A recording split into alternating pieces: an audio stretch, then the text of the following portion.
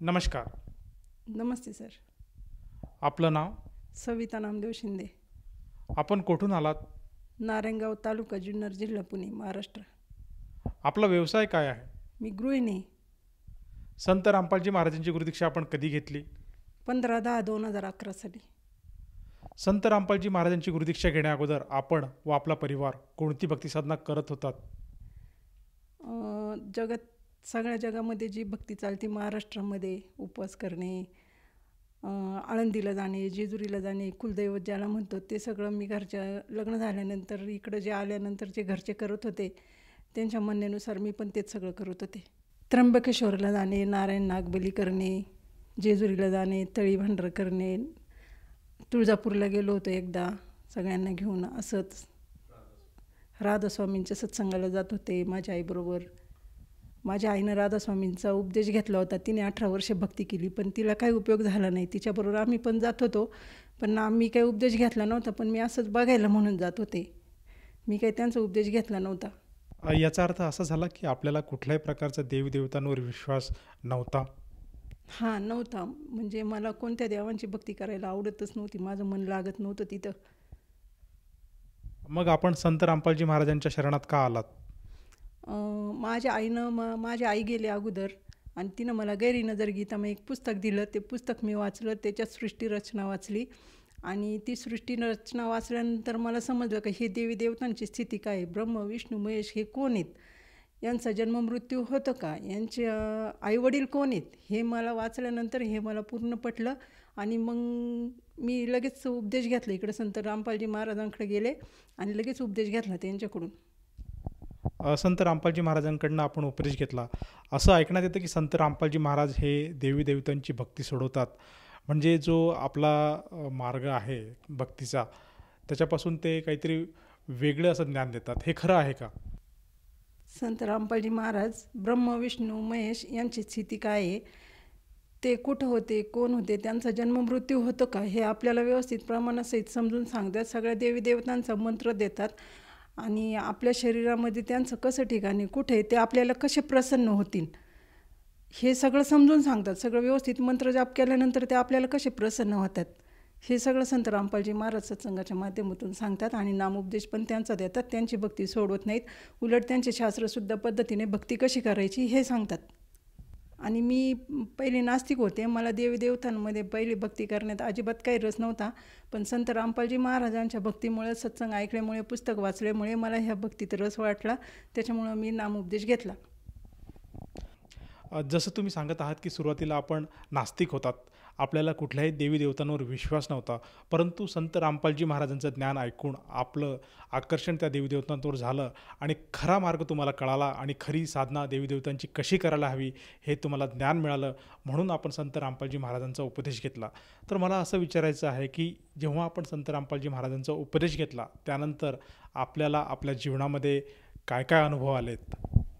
अनुभव तसे भरपूर आले. जीवनच समृद्ध झाले एकदम. म्हणजे काही अडचणीच नाही, समस्याच नाही जीवनात आता. म्हणजे संसारात पण, आर्थिक पण, कशाच नाही. संत रामपालजी महाराजांच्या चरणावर आल्यानंतर आर्थिक परिस्थिती सुधारली. मुलाबाळांचं टेन्शन होतं ते पण सगळं गेलं. नाहीतर घरात सारखं आजार पण असायचे, ॲक्सिडेंट असायचे. दर आठवड्याला 2-3 दिवसांनी कोणतरी आजारी पडायचं, कुणाचा तरी ॲक्सिडेंट व्हायचा. मी तर रोज ह्याच टेन्शनमध्ये असायचे का रोजचा दिवस कसा जाईल संध्याकाळी. पण जसं गुरुजी संत रामपालजी महाराजांची दीक्षा घेतली तसं आजारपण पण गेलं आणि ॲक्सिडेंट पण गेले. काहीच टेन्शन नाही. ऐकण्यात येतं की संत रामपालजी महाराजांचे जे काही अनुयायी असतात ते त्यांच्या वैयक्तिक जीवनामध्ये बरेचसे असे चमत्कार त्यांना अनुभवायला मिळतात. तर तुमच्यासुद्धा वैयक्तिक आयुष्यामध्ये असा काही अनुभव किंवा काही चमत्कार आपल्याला अनुभवायला आला का? हो, आलेत ना, खूपच आलेत. एकदा आम्ही गावात चाललो होतो. आमची 4 व्हीलर होती. नित्यनेम लावलेला होता ना, आम्ही स्टँडवरती थांबलेलो. आमचे भगतजी दुसऱ्यांबरोबर बोलत होते आणि मी दुसरीकडे बघत होते. पाठीमागून एक 4 व्हीलर आली. ती आम्हाला पाठीमागून धडकणारच होती. तेवढ्यात एक रिक्षावाला आला मध्ये, त्या रिक्षाला धडकला. ते रिक्षा डायरेक्टच घेऊन आम्हाला येऊन धडकणार होता पाठीमागं. पण गुरुजींच्या संत रामपालजी महाराजांच्या दयेने ती रिक्षा अचानक 1 इंचावरून गुरुजींना संत रामपालजी महाराजांनी डायरेक्ट मधल्या पांढरी पट्ट्यावर नेली रस्त्यावरती. आम्हाला अजिबात 1 इंचसुद्धा पार खरंचसुद्धा नाही आली आम्हाला. सगळी आम्ही स्टँडवर होतो. सगळी लोकं आम्हाला येऊन विचारत होते, तुम्हाला काही लागलं का, तुमच्या गाडीला काही नुकसान झालं का, पण आम्हाला अजिबात काही झालं नव्हतं. या व्यतिरिक्त आणखीन काही आपल्याला लाभ प्राप्त झालेत का? आम्ही शेतात एक बोर घेतला. आम्हाला आधी बोरला पाणी लागत नव्हतं. नंतर संत रामपालजी महाराजांच्या दयेने आमच्या बोरला इतकं पाणी लागलं की 24 तास मोटर चालती, पाणी संपत नाही आता, इतकं पाणी लागले बोरला. जसं तुम्ही सांगत आहात की संत रामपालजी महाराजांच्या शरणात आल्यानंतर आपल्या व आपल्या कुटुंबावर बरेचसे जे काही संकट होते ते दूर झालेत आणि आज आपण सद्भक्ती करत आपलं जीवन आनंदित व्यतीत करत आहात. तर आपल्या या अनुभवातून आपण आपल्यासारखे जे आपले आप्तेष्ट आहेत, नातेवाईक आहेत किंवा जे आपल्या सखीस आहेत किंवा जो श्रोतावर्ग आज सत्संगच्या माध्यमातून आपल्याला TV चॅनलवर बघत आहेत, त्या सर्वांना उद्देशून आपण काय संदेश द्याल? सगळ्यांनी संत रामपालजी महाराजांच्या शरणमध्ये यावे, उपदेश घ्यावा आणि सगळ्यांच्या संसारामध्ये काही अडीअडचणी असतील त्या आपोआप दूर होतील. माझे मिस्टरसुद्धा ड्रिंक घ्यायचे, नॉनव्हेज खायचे, पण आता त्यांचं सगळं सुटले. आता अजिबात नाही काही करत ते. माझ्या घरात अजिबात काही प्रॉब्लेम नाही. आता दवाखाना पण नाही, ॲक्सिडेंट पण नाही, नॉनव्हेज नाही, दारू नाही, काहीच नाही आहे. फार एकदम सुखी चाललं आहे माझं, काहीच टेन्शन नाही. सगळ्यांनी संत रामपालजी महाराजांचे सत्संग ऐकावेत. साधना चॅनलला रोज संध्याकाळी 7:30ला सत्संग येतो, सगळ्यांनी बघावे आणि सगळ्यांनी समजून घेऊन सगळ्यांनी संत रामपालजी महाराजांकडून उपदेश घ्यावा. जसं तुम्ही सांगत आहात की संत रामपालजी महाराजांचं हे ज्ञान आहे, हे सर्व समाजाने आज ऐकलं पाहिजे, समजून घेतलं पाहिजे. किंबहुना एकदा तरी त्यांचं काय सांगतायत संत रामपालजी महाराज आज फेसबुकच्या माध्यमातून, ट्विटरच्या माध्यमातून, त्याचप्रमाणे यूट्यूबवर संत रामपालजी महाराजांचे चॅनल्स येतात आणि ते ज्ञान प्रत्येकाने एकदा तरी आयुष्यामध्ये ऐकून घेतलं पाहिजे आणि जर ते पटत असेल तर त्याने संत रामपालजी महाराजांची नामदीक्षा घ्यायला काहीच हरकत नाही. तर मला असं विचारायचं आहे की ह्या अनुषंगाने जर एखाद्या साधकाला वाटलं की आपण सुद्धा संत रामपालजी महाराजांच्या शरणात यावे, तर तो साधक संत रामपालजी महाराजांची नामदीक्षा कशी घेऊ शकेल? लोकशाही चॅनलला रोज सकाळी 6 वाजता मराठीतून सत्संग लागतो. त्याच्यावरती फोन नंबर येतात, चॅनल नंबर येतात, कॉल करायचा त्याच्यावरती आणि नामदान सेंटर पण येतात त्याच्यावरती. नामदान सेंटरचे नंबर येतात. साधना चॅनलला पण संध्याकाळी 7:30ला सत्संग असतो, त्याच्यावर पण नंबर येतात. त्याच्यावरती कॉल करून नामदान सेंटरचा तुम्हाला पत्ता मिळेल, तिथून उपदेश मिळून जाईल. धन्यवाद. धन्यवाद सतसाहेब.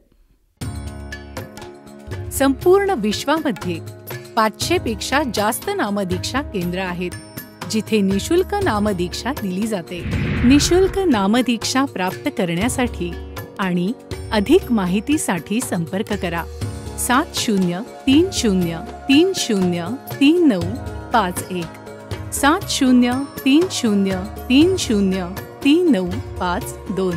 अद्वितीय आध्यात्मिक ज्ञान वाचण्यासाठी, पाहण्यासाठी आणि ऐकण्यासाठी संत रामपालजी महाराज ॲप अवश्य डाउनलोड करा किंवा आमची वेबसाईट www.jagatgururampalji.org वर व्हिजिट करा.